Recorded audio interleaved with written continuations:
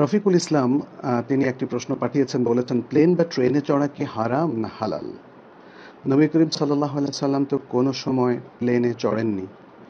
TV দেখা, গল্পের বই পড়া, গান শোনা সবই নাকি হারাম? দয়া করে ইসলাম ধর্মের বৈজ্ঞানিক ব্যাখ্যা দিয়ে আমাদের উপকার করুন।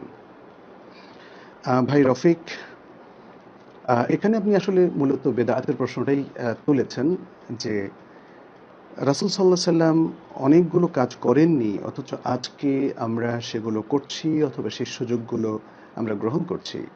তো সেটা তো বেদাত হচ্ছে না। তাহলে কিছু, কিছু জায়গা আপনারা কেন বেদাত বলছেন, অথবা কোনো বিষয়কে কেন আপনারা হারাম বলছেন? হ্যাঁ? আ এখানে আমি দুটো কথা বলবো। বেদাত হচ্ছে দ্বীনের মধ্যে সওয়াবের কাজ হিসাবে অথবা ইবাদত হিসাবে নতুন কিছু চালু করা দ্বীনের মধ্যে, অর্থাৎ সেটা পার্ট অফ ইসলাম হবে, তাহলে সেটা বেদাত হবে। অন্যথায় যদি সেটা দৈনন্দিন জীবনের সুযোগ সুবিধা বৃদ্ধির জন্য কেউ করে থাকেন, তাহলে সেটা বেদাত হবে না, কেউ বলেননি। যেমন গাড়িতে চড়া, ট্রেনে চড়া, প্লেনে চড়া, রকেটে চড়া, কিংবা আরও যে আধুনিক যেই সমস্ত সুযোগ সুবিধাগুলো, ইলেকট্রনিক সুযোগ সুবিধা, ট্রান্সপোর্টের সুযোগ সুবিধা, কিংবা আমাদের বাসা বাড়ির সুযোগ সুবিধা, এগুলো এগুলো কেউই কিন্তু বেদাত বলেননি, কারণ এগুলোকে কেউ দ্বীনের অংশ অর্থাৎ ইসলামের অংশ হিসাবে কেউ চালু করেননি। এগুলো হচ্ছে আমাদের জীবনযাপনের একটা উপায় উপকরণ। ফলে সেই জায়গা ইসলাম কিন্তু একদমই ওপেন। সেই জায়গায় কোনো কিছুকে ইসলাম হারাম বলেনি, অ্যাকসেপ্ট যদি ইসলামের মূলনীতির সাথে সাংঘর্ষিক হয়, ইসলামের হারামের যে সংজ্ঞা সেই ক্ষেত্রে পড়ে যায়, তাহলে সেটা হারাম হবে। আর যদি দ্বীনের মধ্যে কোনো কাজ আজকে নতুন করে সৃষ্টি করে কেউ ইবাদত হিসেবে চালিয়ে দেয়, তাহলে সেটা বেদাত হবে। আর হারামের ক্ষেত্রে আমরা বলবো, রাসূলুল্লাহ সাল্লাল্লাহু আলাইহি ওয়াসাল্লাম হারামের রূপরেখা দিয়েছেন।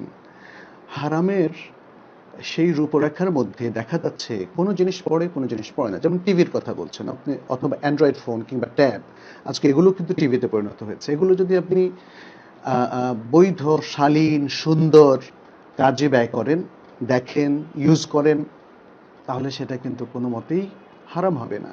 কিন্তু এগুলো যদি আপনি পাপের কাজে, খারাপ অশ্লীল ছবি, অশ্লীল নৃত্য, কিংবা আরও অন্যান্য জিনিস আপনি দেখার জন্য, কিংবা মিথ্যা কথা প্রচারের জন্য আপনি এই টেকনোলজিগুলো ইউজ করেন, তাহলে কিন্তু সেটা হারাম হবে। তাহলে টেকনোলজি অথবা টেকনোলজিক্যাল ইকুইপমেন্ট, এইটার ব্যবহার নির্ভর করছে আপনি কিভাবে ব্যবহার করছেন। যেমন একটা ছুরি, এই ছুরি দিয়ে আপনি পেঁয়াজ কাটেন, এটা উত্তম কাজ, তরকারি কাটেন, অসুবিধা নেই। কিন্তু একজন মানুষকে হত্যা করেন, তাহলে কিন্তু সেটা বড় ধরনের অফেন্স এবং ক্রাইম।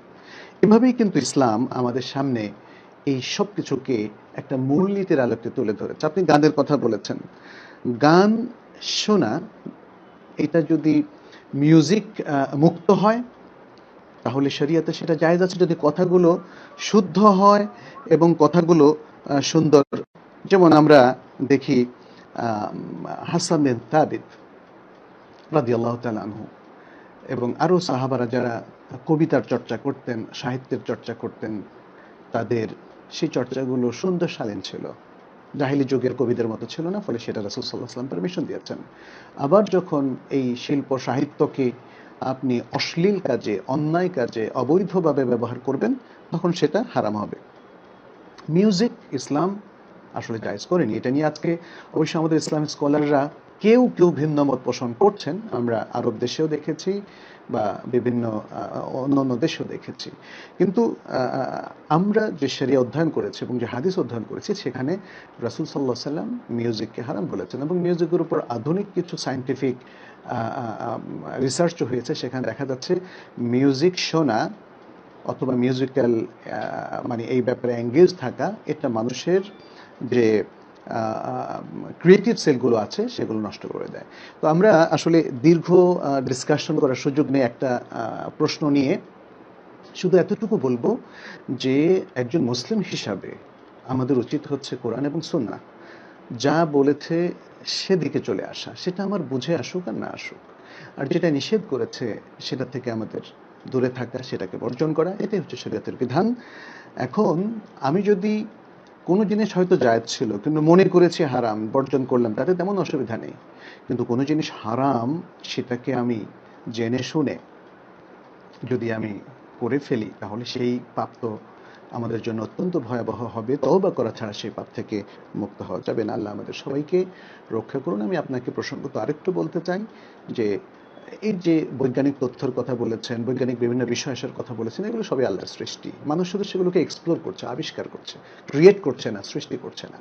অতএব আল্লাহ তার নিজস্ব যে সিস্টেম তিনি উদ্ভাবন করেছেন, জগৎকে দিয়েছেন, সেটার সাথে ইসলামের কোনো কন্ট্রাডিকশন নাই। কন্ট্রাডিকশন হচ্ছে মূলনীতিগত, আচার ব্যবহারগত বিষয় এবং কাজকর্মের দিক থেকে। অতএব একটু বিচক্ষণতার সাথে ভাবুন, আশা করি যে আপনি বুঝতে পারবেন ইনশাল্লাহ।